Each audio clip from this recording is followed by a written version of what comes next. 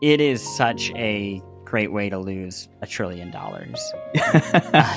Like 5 years, 10 years, and $1 trillion is what I think that would be. Hello and welcome back to Wavelengths. It's still a show about video game news, and I am still Brendan Bigley, here for an audio-only episode where I talk to Chris Plante, editor-in-chief of Polygon.com, co-host of the Besties, about the possibility of a fourth entrant into the big three console market. When thinking specifically about video game consoles, Nintendo, Xbox, and PlayStation have been reigning supreme for years and years and years, since the early 2000s. There's a piece of news yesterday that got a little bit of pickup about a company called PixArt over in China, PixArt, not Pixar, to be clear, who manufactured some of the technical aspects of the Joy-Cons for the Nintendo Switch, who said specifically that they are expecting a great Q1 of 2024 because of the possibility of a new game console from a Japanese company that, quote-unquote, hasn't launched a new machine in several years. Now, the most obvious reading of this news story points to a launch window for the potential successor to the Nintendo Switch, but the idea of a, quote, Japanese company which hasn't launched a new machine in several years perked up the ears of myself and many others, including a lot of us in the Discord for this show and Into the Aether, a low-key video game podcast, in which we talked about the possibility of things like a Sega Dreamcast 2, for example, which then led to conversations about how difficult it would be to become a fourth major player in the video game console landscape. What kind of money would you need? What feature set would you need? What is the history of companies trying to break into that space? And for that reason, I thought it made sense to bring on Chris Plante, who has been working in games media and has been covering games media long enough to have talked to many of the people who have tried to become that number 4 spot, just about all of whom have failed. Here's my conversation with Chris Plante.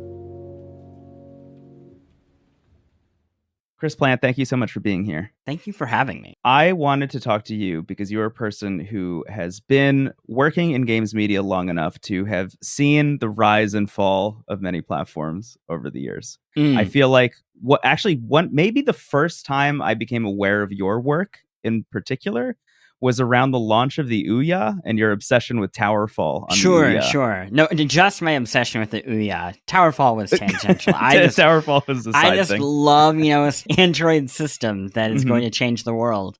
Yes. For 5 to 10 people. Yeah. And I do feel like when the Ouya was announced, it was in this weird spot where they sure thought they were positioning it as the next big thing. They thought, there's Nintendo, there's Xbox, there's PlayStation, and God willing, there's going to be Ouya. Yeah, in a way they were right in that, hey, a ton of people are developing games for Android and iOS and mobile, right? And this is a much cheaper entry point. But they were wrong in that people also own Android and iOS phones, and that's why people are developing for that. Yes. And you could just use your phone. Right. If you can play a game on Ouya, you can play it on your phone. Yeah. And most people are pretty okay with that. Towerfall was kind of the brilliant exception to the rule because it's 4-player with finesse controls where you need a controller. But most games, not Towerfall. My question for you is I've been mulling over for the past couple days now this idea of what would it actually take for another company to enter the arena at this point. We have Nintendo, they've been doing their own thing since, you could argue, maybe even the GameCube era. You have PlayStation and Xbox obviously competing with one another, both I think just in terms of what they're trying to accomplish with their boxes, but even just in courtrooms nowadays, it's also their vibe. I feel like the first easy answer to this question of what would come next, what would be the fourth entrant here that we would consider to be breaking up the big three and adding itself to that pantheon. The easy answer is PC, and the Steam Deck is kind of paving the way for that. The ROG Ally, things like that, the handheld PC market is starting to take off. And I feel like Valve has tried doing that for years, right? They had the Steam Link for a while. They had set-top versions of Steam, quote unquote, that they were trying to sell as consoles. And I feel like maybe those products were a little bit too early, and it's clear that with the rise of Proton kind of powering the Steam Deck, and then the Steam Deck hardware itself being not only a thing that is affordable, because I think Valve is taking a pretty steep hit on, if I was to guess, the manufacturing cost of that thing to get it in people's hands, so they buy 1 billion games on Steam and then make their money there. But also being able to take PC games handheld was really novel in that moment that thing dropped. But now we're seeing things like the ROG Ally, and I feel like the mini PC market is starting to explode in kind of the same way that like the retro handheld market exploded a little bit. Yeah, And I'm curious how you see that trajectory going, and if you think that Valve will maybe try and do another set-top box based on the success of the Steam Deck. My answer undermines the entire question, so I apologize up front. But I think people are actively trying to get out of this like the hardware business, versus get into it. Yeah. And I think the like Xbox, PlayStation filings like show that. Yes. I obviously Sony is still very much wants to stay in what the traditional model was. Xbox understands that it's going to be very, very hard to catch up with like having the console library that Sony already has established. That means they need to like go somewhere else. Nintendo makes toys. And I know a lot of people hear that as derogatory, but like Nintendo says that about Nintendo. You know, they've been a toy business for over a century. And when you look at what is pleasurable about the Nintendo Switch, it is not like cutting edge hardware. It isn't even necessarily third party games, so they've come to become quite good at that, especially with indie developers. But really, it's like we make the Nintendo toys, and if you want to play them, you need to come and play them on our device. To like kind of unpack that, I think what's more likely than like another hardware system is people thinking about different ways of getting games in front of you. So if right now Nintendo has nailed the toy thing of like just owning a ton of killer IP that you can sell to generation of children like Disney over and over again, that's one. Sony owns the traditional, it's a video game console and it plays everything that you expect on a video game console, and it's super easy, and you buy it once every 8 years. That's like another market. Yeah. Steam, I don't think like the trick is that they made the Steam Deck. I think that downloading video games onto your PC is just the third thing there. So if like downloading it to a console in your living room and downloading it for a PC, that's another way of owning and playing games. And then the Steam Deck just made that like very clear that you could download onto a PC, whether it is your laptop or a PC or a handheld portable device, right? That's why I think what was important about the Steam Deck was it was proof that you could take this model in a different direction. I think it's why it works versus the set-top box, because the set-top box, what question is that answering? I think there is an argument to be made, though, that the idea of a Steam Deck-esque thing, which, you know, I should mention this, like, the Steam Deck is a thing that you can dock. I have a dock for it. It's sitting under my TV. I could very easily dock my Steam Deck in my TV. I have a dongle that connects to a wireless controller. By all intents and purposes, the Steam Deck is also a set-top box. But I do think something that is a little bit more powerful than the Steam Deck currently, you know, closer to what the ROG Ally is, or maybe even, you know, a step beyond that, that has the same ease of use as the Steam Big Picture mode and the Proton backend. I wonder if that is a direction that they could go in, and we would start to consider them alongside things like the Xbox or the PlayStation. I think maybe, but the reason I would say no is everyone's been trying to do that for a decade. And the reality is making PCs is extremely expensive. The reason consoles are cheaper in terms of like raw power, you know, getting more for your buck, is a mix of they only make one spec. So they can really, they can make partnerships with all the suppliers to, you know, cut off pennies here and there. Yeah. They can afford to lose money on like the hardware. And that's not true for any PC manufacturer, except for Steam to like some degree, but they're also not in the business of losing money either. I think like that's the big reason that we have not seen a PC competitor in this space, because the closest thing you could get to even like running as well as a console is going to be a couple $100 more than just buying a console. You could in theory go cheaper, but then it's like, okay, you're spending $400 on a thing that is only going to run, you know, Animal Crossing, not Animal Crossing, sorry, Stardew Valley.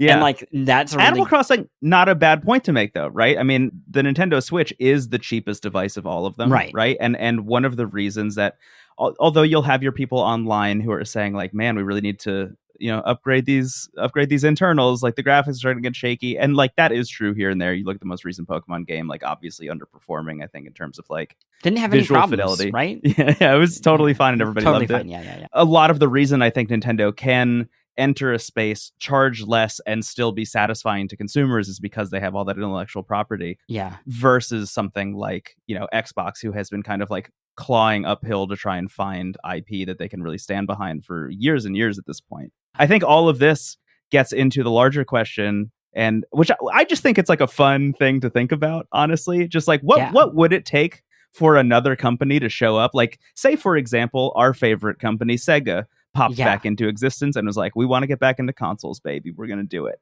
Like the amount of things that they would need to contend with logistically to make that happen right now, I think even versus something like 5 years ago, like talk about the PS4 and Xbox One generation, are so wildly different that I don't even know how you begin to. I don't think you can wrap your arms around the amount of problems you need to tackle. And I think you're right to bring up the court case also between Microsoft and Sony right now, because a lot of that, or at least on the EU side, has been focused on cloud, has been focused on 10 years from now when there are no boxes and this is all just a cloud environment.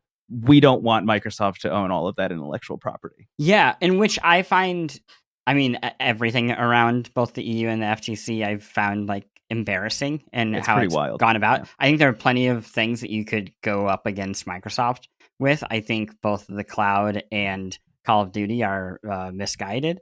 But with the cloud as that example, when you talk about like what's the next console, like that's it. And I'm not saying it's like everyone's going to go on the cloud. I'm saying like one of them will go and do that really well.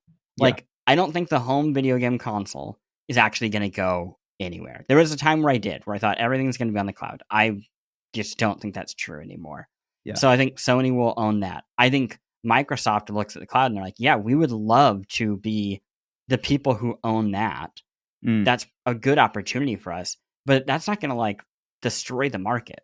Steam is still going to have its corner. Nintendo is still going to have its corner. They're just saying, we don't really have a corner yet. And I think the fourth one, to me, is Microsoft. Like, I think Steam, Sony, and Nintendo are the three like pillars right now. And I think it's Microsoft that's trying to like figure out what its thing is, like what does it do well, and it has a bunch of like efforts between Game Pass and xCloud, or whatever we want to call it, and all these other things, but it feels like it hasn't been able to take whatever that next step is, largely because it's been court hearings for the past year and change. The thought experiment of like a Sega is so interesting because the cost and the amount of resources that you need right now is almost incomprehensible. Like, you need to be able to have your system be as powerful as a gaming PC, like a medium to low-end gaming PC, and yet have that be cheaper. You need a hardware design and manufacture. You need to spin up original IP. You need to have a cloud option or some sort of subscription model option. I mean, the amount of just cruft that is built up around all these companies to keep that are them table afloat. Stakes. Yeah, they're just assumed. I mean, just the effort that would go into creating the UI for an online marketplace, or figuring out like how do you do voice chat, like it is truly impossible to like imagine somebody getting into it now. It is not just making hardware that can run a game and then handing that off to developers and telling them to take it from there. Yeah, and I keep thinking like, okay, look at one of the largest segments of the video game audience is sports, right? Like take FIFA for example. FIFA comes out on the Switch, the Xbox, the PlayStation, and whatever this mystery fourth thing is. Why would anybody be picking it up on that fourth thing if all of their friends are playing online on one of those three other platforms? Oh, right? And before we even get there, why would they even develop for it? Right. Like you have to pay people early on to, or broker like really, really cushy deals to get them even on board. Yeah. I mean, it is such a great way to lose $1 trillion. Like 5 years, 10 years, and $1 trillion is what I think that would be. Yes. I feel like the two most interesting is the word I'm going to use here to be generous, but the two most interesting attempts at this recently are Amazon Luna and Google Stadia. Are Right. two situations where you have companies that are willing to throw $1 billion at making the Lord of the Rings TV show, saying, hey, we'll also try and, enter the gaming landscape and have this cloud thing become our thing, way before Microsoft, I think, was even doing xCloud to the extent and to the success that they are now. Yeah. Google Stadia being announced did for a hot second feel like, well, if they actually commit to this for the first time ever, they commit to a new product long term, there is a world in which they could like brute force it into working. And they started to make those deals. Getting Cyberpunk on there. If I recall correctly, I think we talked about this. You played Cyberpunk on Google Stadia. Is that correct? I can't remember. I played through all of Resident Evil Village. Yes. But no, I don't know if I played Cyberpunk or not. I can't remember. The thing about Stadia is, did it really happen? Or was it just a memory? At this point, just a memory. Yeah, I know. It is a good example of the only way that it would be possible is, it has to be one of the most powerful companies in the world, like Google or Apple, right? And even still, they have to take one of those empty spaces, so one of those vacancies in terms of the business model. The challenge that they still have is, again, like, I think Stadia was a good idea executed poorly, but even if they had executed it really well, they still had that disadvantage of, well, people are already on Xbox. Yeah. Like tons of people, xCloud and Game Pass, it could be another year or two later, and then it could learn all the lessons, and then it has a massive user base that it can like pass people on with, and like people already have some stuff bought on it, and there's lots of ways to hook people in. Right. And Google just has none of that, and also just no ability to like follow through on a product, despite immensely talented people who actually make their products. Yes, like it seems to be like a top level thing, because it's wild how often the product itself, you see it and you're like, this is good. Yeah, like as a proof of concept, this is so close. A lot of the reporting that came out from what I've seen, at least, of Google, both in terms of Stadia, but I've also seen this elsewhere in other tech sector reporting just about like other projects that Google has worked on. It seems like the internal vibe at Google is you are rewarded for announcing and releasing something. You are not at all rewarded, promoted, getting your salary increased, getting any kind of bonus compensation for maintaining something. So a lot of the culture at Google is apparently work on the big thing that's coming out that you can make the big splashy announcement about, immediately try and switch yourself over to another team within Google and work on the next thing. And that's how you climb their corporate ladder specifically. So knowing that, I think, puts a lot into perspective in terms of just like the history of killed services by Google. I think there's that whole website, I forget what it's called. There's a whole website of just like tombstones with all of Google's dead services on them. Half of them are messaging apps, which I am obsessed with. But, of course, Stadia falls under that. And I feel like you hit the nail on the head by saying it is a good idea executed poorly. And I will be interested to see if any of these giant corporations decide we're going to take another stab at that. And I think the one that stands out to me that makes, I don't want to say the most sense, but like if they decided to go this route, could be interesting, is Apple, right? They have Apple Arcade currently, which is, I think, literally dipping a toe in the water. Apple Arcade is fantastic, in my opinion. I'm a big fan of some of the games that are on there. I think the ways in which they've gone out and courted some indie developers to release mobile versions of their game on iOS through Apple Arcade, fantastic. Ridiculous fishing making a return, obsessed. Things like that. I'm all about. But they also have like a weirdly very powerful TV ecosystem.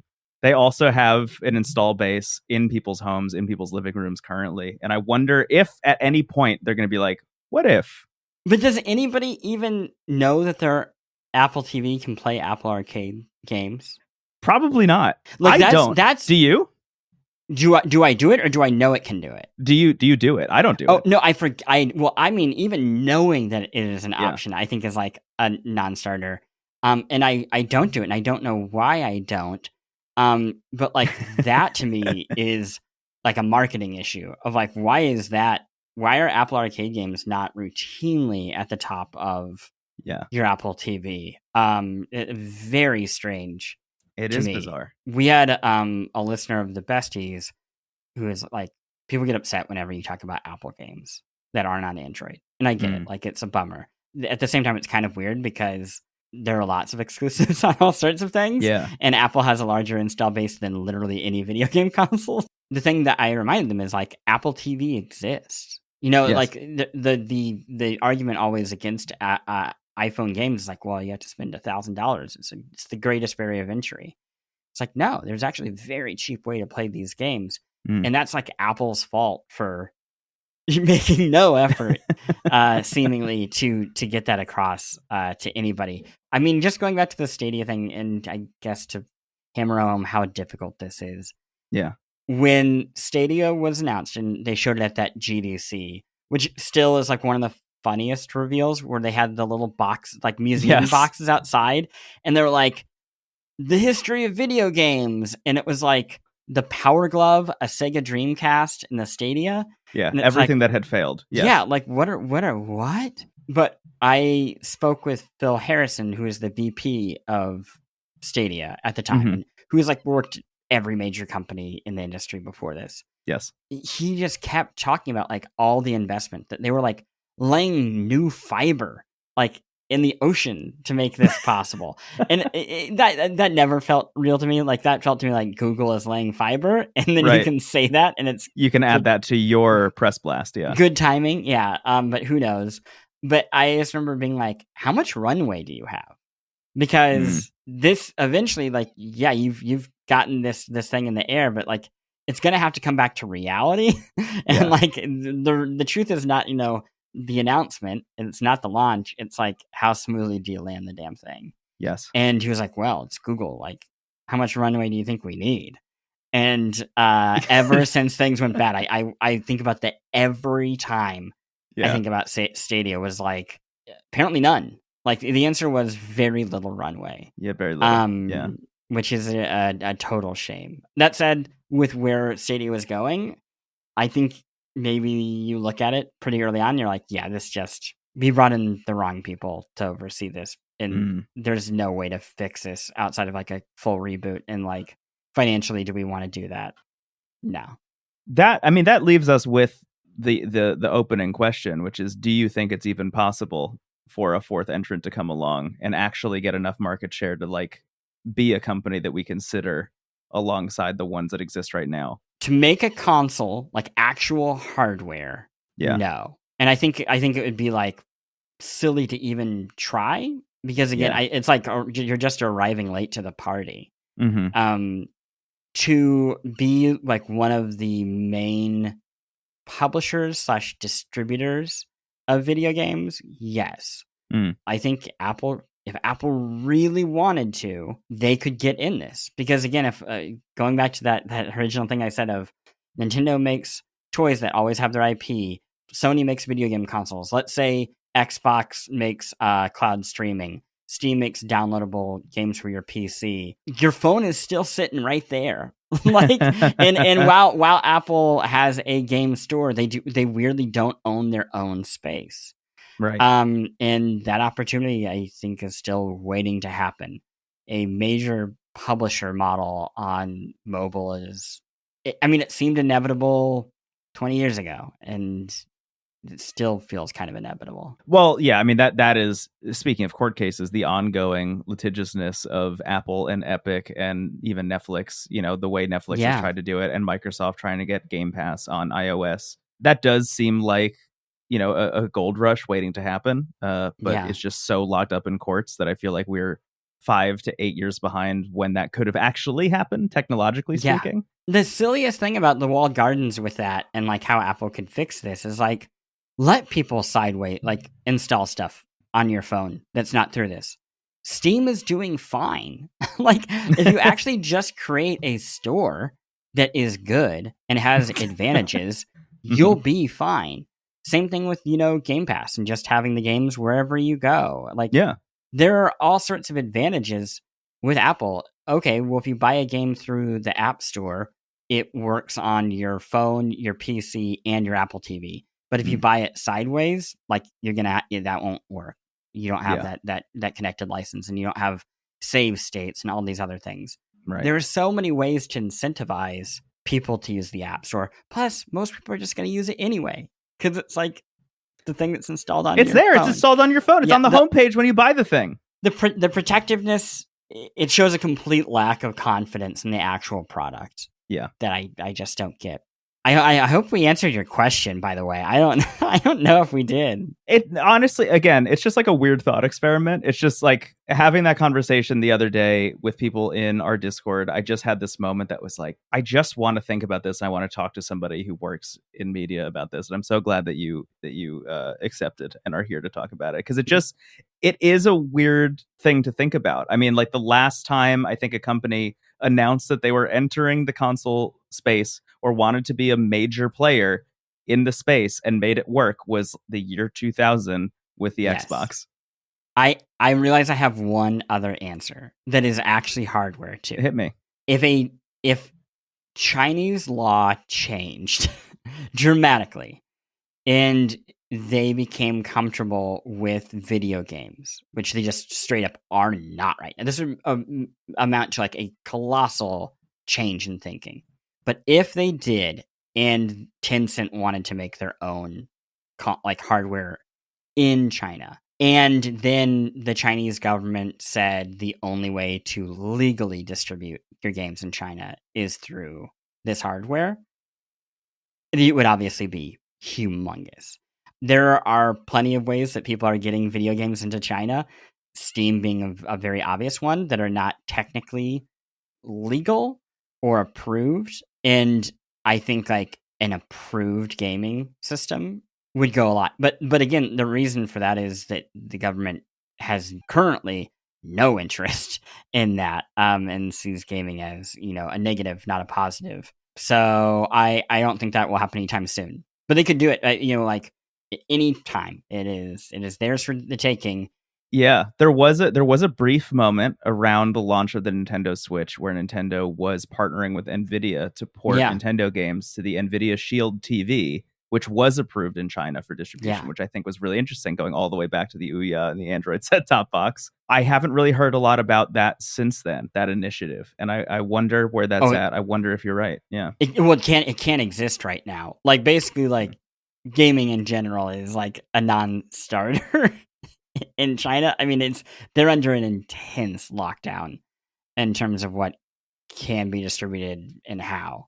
It's much, much, much stricter than it was even like 5 or 6 years ago, which is weird because the industry on the flip side has been booming. Like the actual studios over there have gotten so much better and healthier, and they've become international companies. Focusing on mobile.